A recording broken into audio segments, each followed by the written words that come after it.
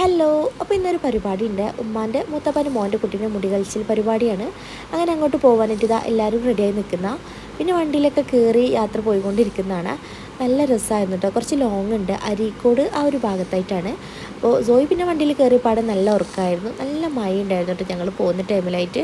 അപ്പോൾ മഴത്ത് ഇങ്ങനെ യാത്ര ചെയ്യാൻ തന്നെ ഒരു പ്രത്യേക രസം തന്നെയാണല്ലോ.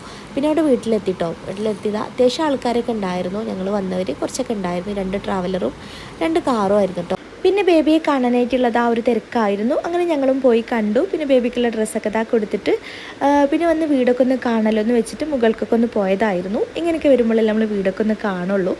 അങ്ങനെ വീടൊക്കെ ഇതാ ജസ്റ്റ് ഒന്ന് കണ്ടതിന് ശേഷം പിന്നെ വന്നിതാ ഫുഡൊക്കെ കഴിക്കാനായിട്ട് പോകുന്നതാണ്. അപ്പോൾ ഫുഡ് വന്നിട്ട് ഇതാ ചിക്കൻ കപ്സ് ഉണ്ടായിരുന്നു, അതുപോലെ ബീഫ് ബിരിയാണി, ചിക്കൻ അൽഫാം, കാട ഫ്രൈ, തന്നെ നല്ല അടിപൊളി ഫുഡായിരുന്നു. അങ്ങനെ ഫുഡൊക്കെ കഴിച്ചു, വയറൊക്കെ ഫുള്ളാക്കിയിട്ട് ഫുഡ് കഴിച്ചത് ഞാനാണെങ്കിലും മയക്കം മൊത്തം സോയിക്കായിരുന്നു കേട്ടോ.